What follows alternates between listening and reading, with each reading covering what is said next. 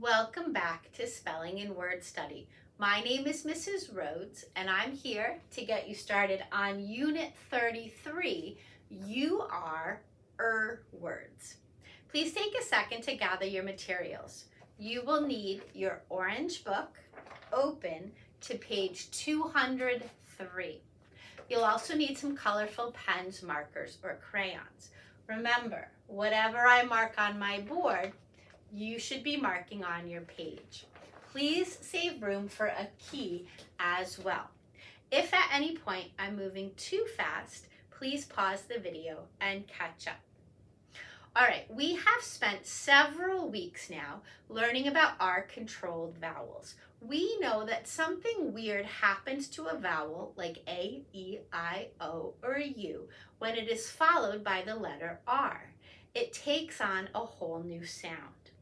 Last week, we learned that when you put E and R together, it's pronounced This week, we're going to learn another way to make that sound because it turns out that you are is also pronounced So take a look at the list. Let's read it together.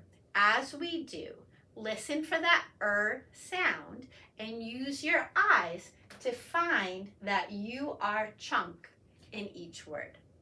Please repeat after me. Blurry, cure, curse, curve, disturb, during, hurry, nurse, pure, purple, purse, sturdy, surprise, turtle, and urge. Did you hear that sound in each word? Great. All right, let's choose a color and let's put a box around the you are in blurry. We're going to skip this one and let's move on to the you are in curse, the you are in curve, the you are in disturb, and during, hurry, and nurse. Let's skip this one for now. Here it is in purple and purse, sturdy and surprise, turtle, and urge. In all of these words, we use you are to make an sound, okay? Now, I had you skip a couple words because the words cure and pure have a silent E at the end. But why do they have the silent E? The U and R can make that sound, that sound, all by themselves. They don't need the help of the E, and yet it's there. Why? I don't know. But we've seen this before. A word like more and store, they also have an E that's not really doing anything. So let's just put a box around it, and we'll remember that the words cure and pure both use U-R-E, but notice that U-R-E is not making an sound.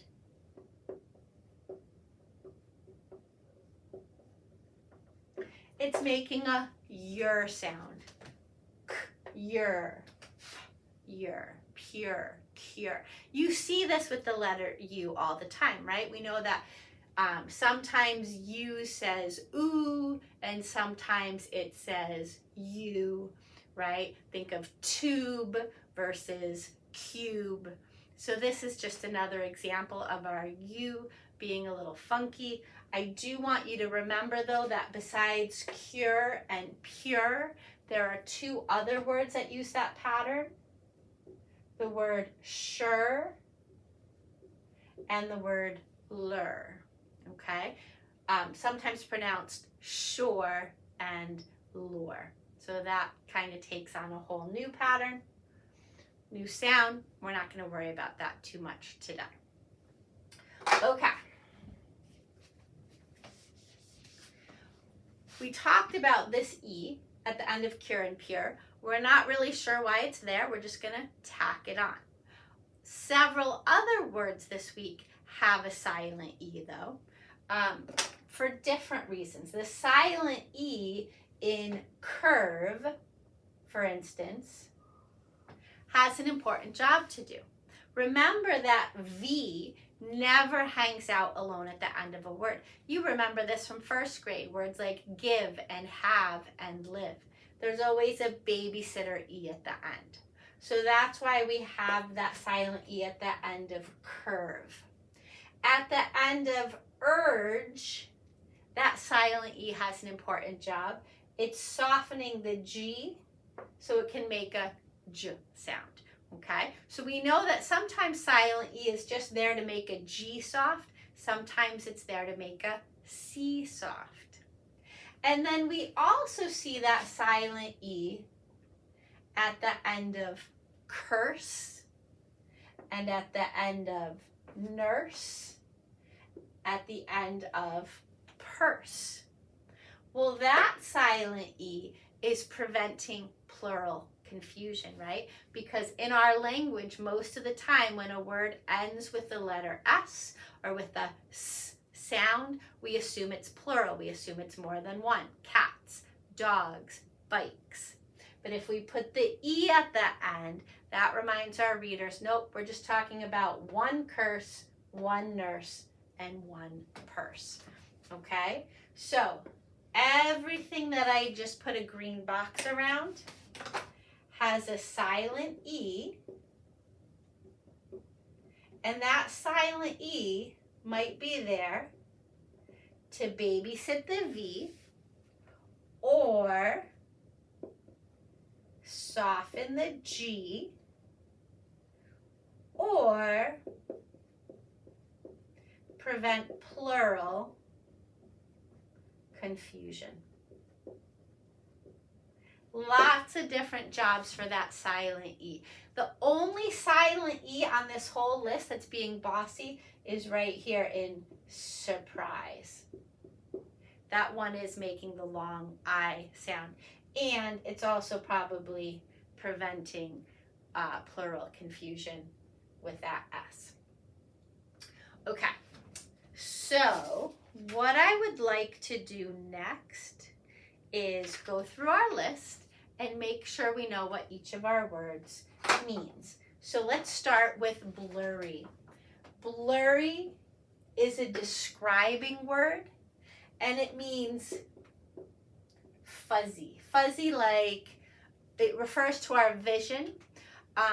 We know that we need to see the eye doctor if our vision gets blurry, if it's hard for us to read, if it's hard for us to recognize faces, if we can't focus on that stuff because everything seems a little fuzzy, then we need to go to the doctor and let them know that we are having blurry vision.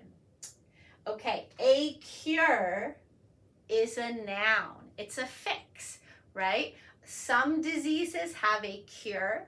We can fix them. And some diseases do not have a cure. If you fix somebody's illness, if you cure them, that's a verb, okay? So to cure is to fix an illness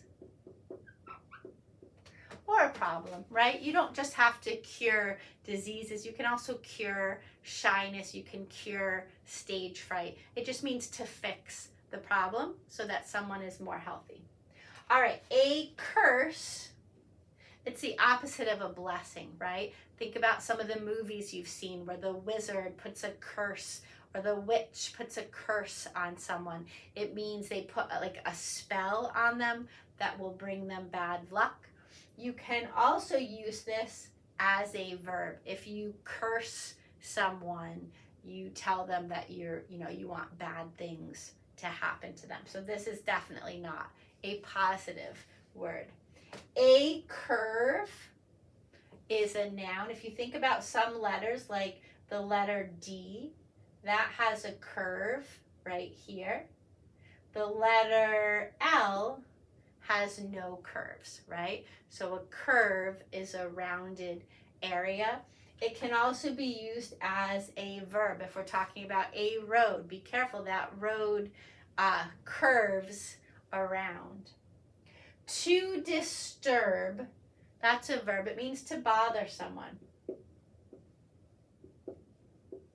If your brother is trying to sleep and you start blasting the music, that will probably disturb him, right? It'll wake him up.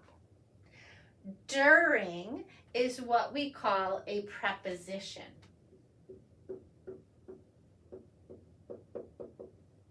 A preposition's like a little linking word that explains how the other words go together. So I studied for the math test during lunch. That word during kind of links the word lunch with studying.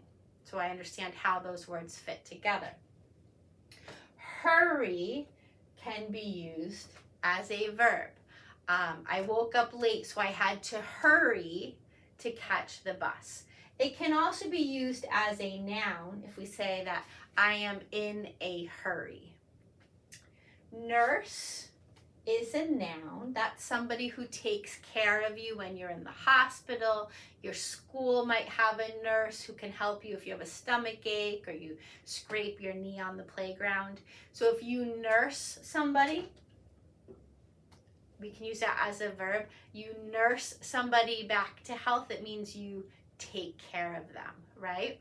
Also, mothers sometimes nurse their babies when they're little. That means they give them milk, okay?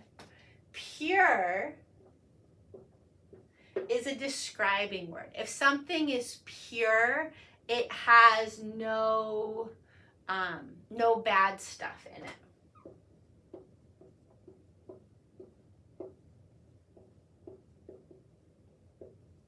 Okay, it has no bad stuff. Sometimes you see it on labels, like maybe like your mom buys a bottle of vanilla and it says it's pure vanilla, made from pure vanilla. It means there's no other chemicals or colorings in there, right? So yeah, so if something's pure, it hasn't been dirty, there's no chemicals, there's nothing else in there.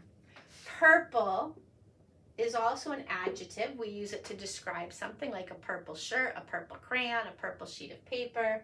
A purse is a noun. It's something that a woman might carry. She might put her phone in her purse. She might put her wallet in her purse. Sometimes we call it a pocketbook or a handbag. All very similar. Sturdy is another describing word. If something's sturdy, it doesn't break easily. So if you go to your cousin's house and you sit on the chair in the dining room, you'll be fine, right? Because that's pretty sturdy. If you try to sit in your little 3-year-old cousin's plastic chair, it's probably going to break. It's not so sturdy. It can't handle your weight. Surprise could be a thing if we're talking about like I planned a big surprise for Dad's birthday. It can also be used as a verb. If you surprise somebody, you just show up at their door. A turtle is an animal, right? It has a heavy shell on its back, so that's a noun. And then urge can be used as a verb. When you urge someone to do something, you try to convince someone to do something, okay? So maybe you have a grandparent who smokes cigarettes and you know that's a horrible habit, so you're urging them to quit.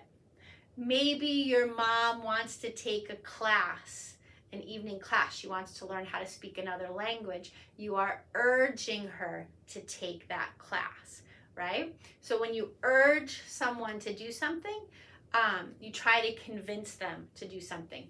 Now it can also be used as a noun. You might have an urge, right? If there were a plate of chocolate chip cookies over here, I would have a strong urge, a strong feeling to go grab one, okay? All right, so that's our vocabulary. And I don't have any new prefixes or roots or suffixes for you this week. So we're all set. Good luck, and I'll see you next time. Bye-bye.